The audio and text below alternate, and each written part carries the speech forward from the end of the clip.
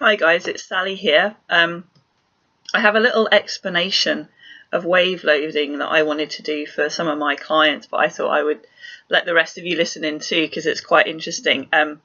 One of the things that I've got in one of my Ladies Who Lift intermediate programs at the moment on squats is a set and rep protocol that goes 5-3-2, 5-3-2.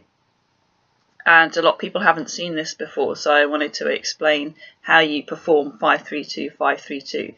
This is an example of wave loading where you wave up and then you come back down and then you go up again. So 5-3-2 refers to the reps. So you do 5 reps, then 3 reps, then 2 reps. Then you go back down to 5 reps, and you do 3 reps, and you do 2 reps again. Now the idea of this waving up and down process is that with each wave you go a little bit heavier. So it's another way of working up to a heavy weight. You know, a lot of people, when they want to work up to heavy weights, they just work up linearly. So they just start low and get heavier and heavier and heavier until they get to whatever their target max is, 1 rep max, whatever. And this is just a different way to approach the problem, and I find it quite a useful way to get people to go heavy for 2 reasons. First of all, because it's not quite as intimidating as, for example, running up to a 1 rep max, because you have this kind of wave process. It's a gentler way of going heavy. And secondly, it can shake people out of their routine if they've been doing a lot of 5 sets of 5, a lot of the same rep ranges. To do different rep ranges in the same workout for a lot of people is quite unusual. So it just shakes them out of their normal routine, makes them switch on a little bit more, because it's like, oh, now I'm doing 5-3-2 instead of 5-5-5-5-5. So there's good reasons to throw it in there every so often. And the main purpose is really to try and push your rep maxes up a little bit.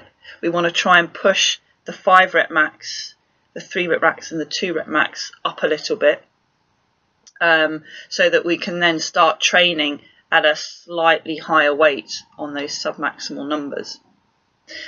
So that's the why.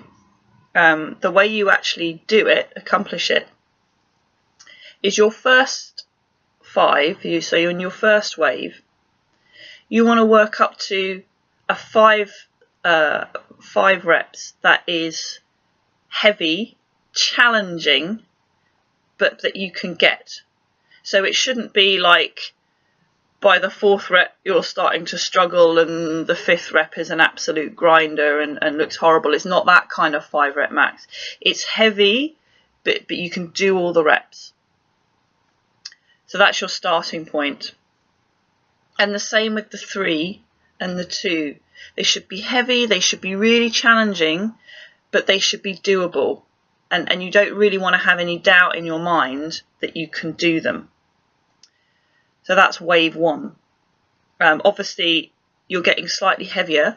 You should get slightly heavier with each set of the 5-3-2. But you can go up in tiny increments. It doesn't matter. You can go up in 2.5s if you want. Then your second wave, so then you go back down to 5 to 5-3-2. Your second wave, you want to try and add a little bit on to what you've just done for 5-3-2.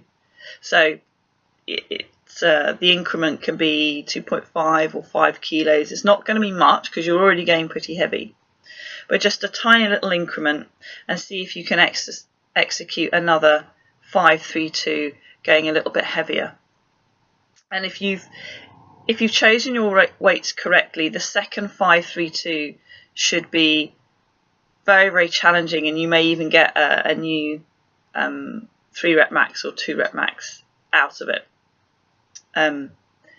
So that's how it works. The first time you ever do this wave loading protocol, treat it as setting a baseline.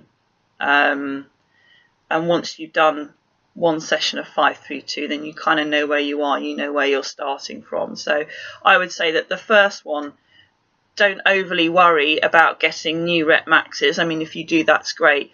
But just think about setting a baseline, getting used to the session and kind of how it works. And then the next time you can kind of go for the numbers. The other thing to say, by the way, is that you don't have to increase the weights if you really feel that it's not going to happen. Like, it's not obligatory. So the wave loading process is there to help you to increase the weight. But if you're really struggling in your first wave, just repeat the first wave again, repeat those weights. You don't have to go up. So, you know, go up when you feel like, yeah, I can go up, I'm confident that I can get this weight, because it is all about getting confident with heavy weights, pushing yourself, but not in a kind of, oh shit, I don't know if this is going to happen way, but in a kind of, yeah, I'm feeling good, I'm feeling strong, that last wave was good, I'm going to go for it, I'm going to put some more weight on. That makes sense? So for my clients who are doing 5-3-2, your first session, use that as a baseline, kind of set your level, understand where you are and what your heavy 5-3-2 is. And then for the rest of the cycle, you want to just try and push those weights a little bit, maintaining your depth, of course. And by the time you get to the end of your current cycle, hopefully your 3-rep max, your 2-rep max will have gone up a bit. So good luck. And if you have any other questions about that, then do let me know. Bye for now.